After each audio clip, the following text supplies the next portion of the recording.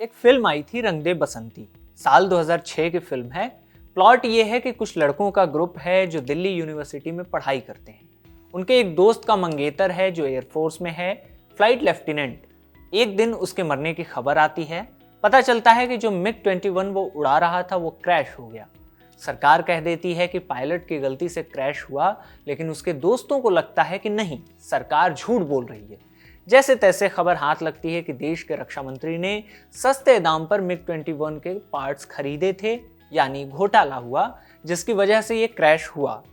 पता चलने पर क्या हुआ होगा? आपने फिल्म देखी हो तो आप जानते हैं कि दोस्तों के ग्रुप ने मिलकर रक्षा मंत्री की हत्या कर दी थी। राइटर डायरेक्टर राकेश ओम प्रकाश मेहरा ने ये फिल्म बनाई थी, लेकिन ये ऐसी फिल्म बन पड़ी जो एक रेफरेंस की तरह काम करता है। देश और देशभक्ति को छूती हुई कोई भी मूवी आती है तो रंग दे बसंती अपने हिस्से का जिक्र लिए जाती है। अब धुरंधर आई है, फिल्म का दूसरा part Dhurandhar the revenge release हो गई है।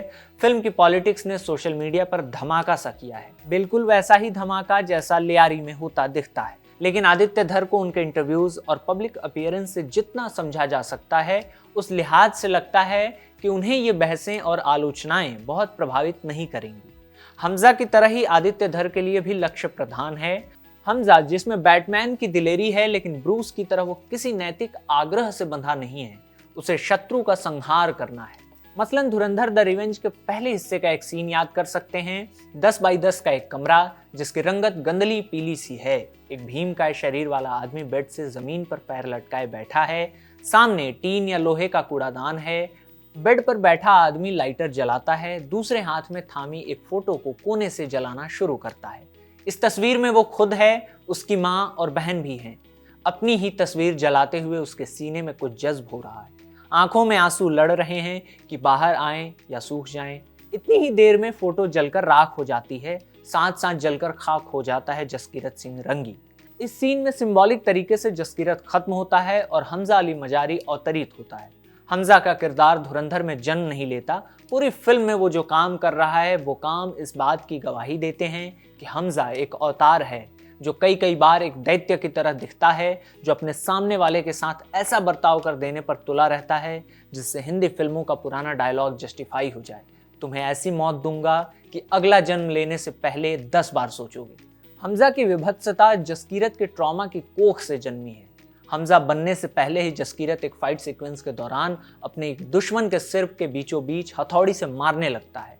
ऐसा लगता है आधे कटे तरबूज को कोई पत्थर से कूच रहा हो। पहले पार्ट का सीन याद आता है जिसमें रहमान डकैत बाबू डकैत की खोपड़ी वजनी बट्टे से फोड़ रहा होता है। विभत्स रस का चरम है ये सीन। फिल्म में इस तरह के 4-5 सीन्स हैं जिनमें लगता है कि खून के छींटे हमारे मुंह पर आकर गिर रहे हैं, लेकिन हिंसा के चरम पर भी जाकर आंख बंद कर लेने वाला खूंखार जादू क्रिएट नहीं हो पाता, जैसा धुरंधर पार्ट 1 में ही दिखता है जब रहमान बाबू डकैत का सिर फोड़ रहा होता है। आदित्य धर हिंदी सिनेमा की उस कमजोर कड़ी की तरह ही दिखते हैं जो पर्दे पर वायलेंस का साइकोलॉजिकल इंपैक्ट नहीं क्रिएट कर पाता। धुरंधर में ऐसा पैटर्न दिखता है कि हमजा का एक ट्रॉमा है जिससे उसकी एक साइकी बनी है, वही साइकी उसे ड्राइव करती है। फिल्म के आखिर में जब हमजा हिंदुस्तान लौटता है तो फिर एक फोटो जलाता है। इस बार फोटो में हमजा के साथ जलीना यानी उसकी पत्नी और उसका बेटा दिखता है। इस फोटो को जलाकर वो हमजा नाम के किलिंग मशीन को डीएक्टिवेट सा कर देता है, दोबारा जसकीरत बन जाता है। हमजा के जसकीरत बनने के बाद एक ऐसा सीन दिखता है जहां यही किलिंग मशीन एक पुरानी चोट खाए विशुद्ध कोमल इंसानी रूप में आता है। ललन टॉप सिनेमा के संपादक गजेंद्र सिंह भाटी कहते हैं वो उन हमेशा गुमनाम रहने वाले स्पाइस की लाइफ की सबसे बड़ी ट्रेजेडी को दिखाने की कोशिश ज्यादा है। कमाल नायाब ढंग से कि देश के लिए ही मरना है, न कोई जान सकेगा, न परिवार जान सकेगा, न कोई सराह सकेगा, कोई रीजन नहीं फिर जान देने की या 40 साल कहीं एम्बेड रहने की। लेकिन फिर क्यों करते होंगे ये स्पाइस? कितना रोते होंगे, कितने फेल होते होंगे, भाग जाते होंगे, लेकिन जो टिक जाते होंगे और परम बलिदान देते होंगे, उनकी ट्रेजेडी और परम त्याग को हम एक्सप्लेन भी कैसे करें? शब्दों से बयां नहीं कर सकते। लेकिन ये पहली फिल्म है भारत में कम से कम जिसने उस पल को छुआ है, विजुअली जिंदा किया है। ये शायद उस फिल्म के सबसे महानतम पलों में से एक है। आदित्य धर ने पहली किस्त के टेम्पलेट को दूसरी किस्त में भी फॉलो किया। पुराने गाने भरे पड़े हैं, लेकिन इस बार ये गाने ठूंसे हुए लगते हैं।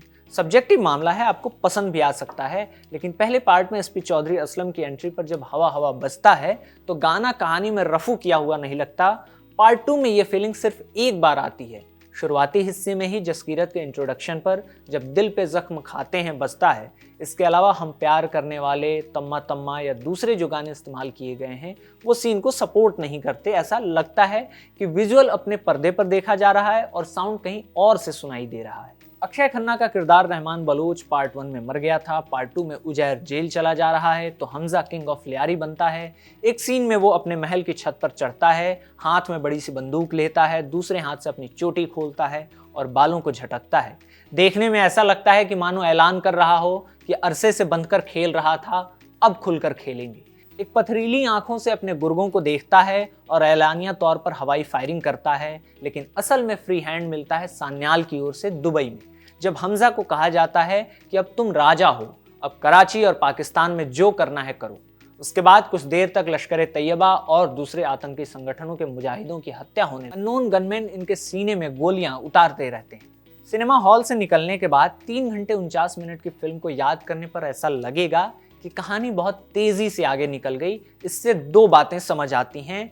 लंबी होने के बावजूद फिल्म बोर नहीं करती है। दूसरी ये कि पहले पार्ट में कैरेक्टर एस्टैब्लिश किए गए थे, हर कैरेक्टर की एक इंडिपेंडेंट पहचान दिख रही थी, लेकिन दूसरे पार्ट में हर कैरेक्टर कुछ इसीलिए कर रहा है ताकि हमजा अपने मिशन में कामयाब हो जाए। हर किरदार हमजा को उसके टारगेट के पास ले जाने में लगा हुआ है। इसके बावजूद धुरंधर 2 में कुछ पाकिस्तानी कैरेक्टर्स बहुत मजबूत दिखते हैं, मसलन मेजर इकबाल, जिसे अर्जुन रामपाल ने निभाया है। मेजर एक सीन में कहता है कि एक हिंदुस्तानी काफिर का सिर काटकर मुशर्रफ के दस्तरखान पर पेश किया था, कल एक और काफिर का सिर काटकर मुरिदके की मीनार पर लटकाऊंगा।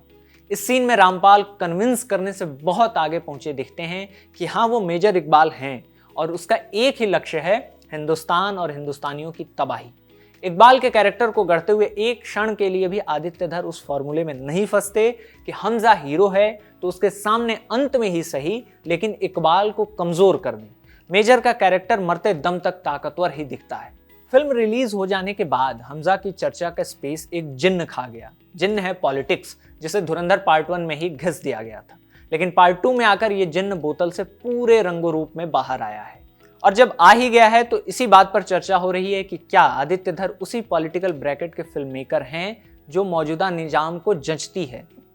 जमील जमाली का किरदार निभाने वाले राकेश बेदी ने एनडीटीवी से बातचीत में फिल्म की पॉलिटिक्स को लेकर चल रही बहसों का जवाब दिया है। बेदी कहते हैं कि मैं राजनीति में विश्वास नहीं करता, मुझे लगता है कि यह सिनेमा है, हर किसी को फिल्म को पसंद या नापसंद करने का हक है, लेकिन मुझे नहीं लगता कि किसी को भी फिल्म को किसी भी कैटेगरी में डालना चाहिए कि यह सत्ता समर्थक या सत्ता विरोधी है।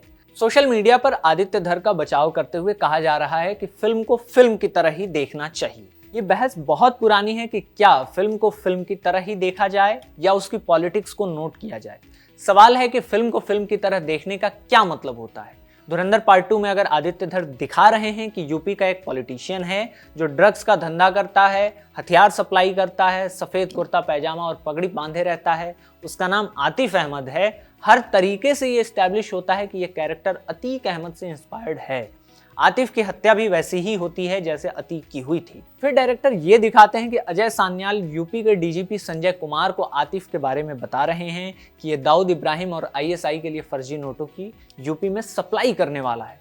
संजय कुमार की मूंछें ताव से कह रही हैं कि मैं प्रशांत कुमार का चित्रण हूं, जो कि यूपी के डीजीपी रहे।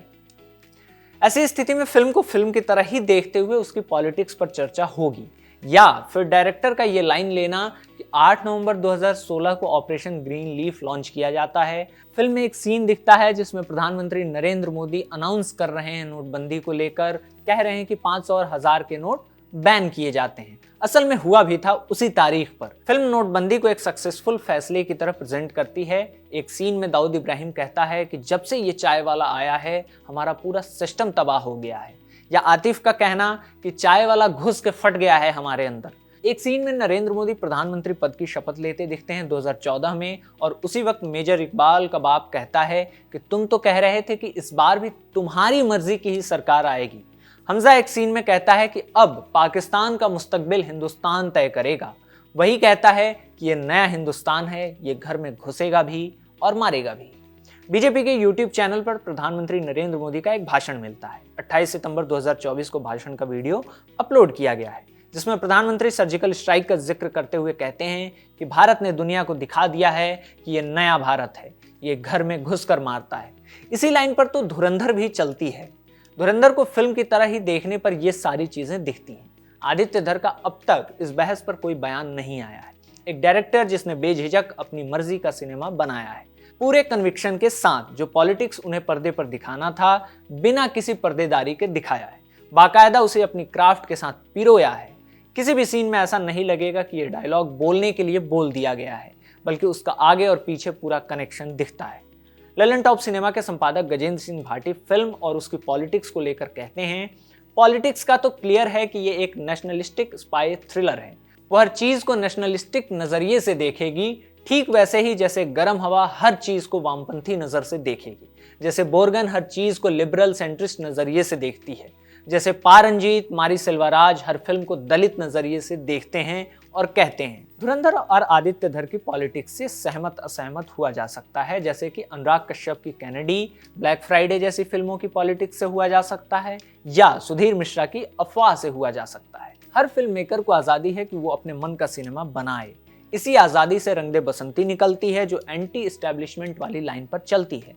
फिल्म में रक्षा मंत्री करप्ट हैं, इस वजह से देश का जवान मरता है और बदला लेने में उसके दोस्त, जो एक प्ले में भगत सिंह, सुखदेव और राजगुरु बन रहे हैं, रक्षा मंत्री की हत्या कर देते हैं। सवाल है कि क्या आज ऐसी फिल्म बन सकती है, और बनेगी तो क्या उसे एंटी एस्टेब्लिशमेंट ही माना जाएगा या एंटी इंडिया मान लिया जाएगा। रंग दे बसंती से धुरंधर तक की यात्रा पर हिंदी सिनेमा पहुंच चुका है। राकेश ओम प्रकाश मेहरा से आदित्य धर तक की दूरी है ये।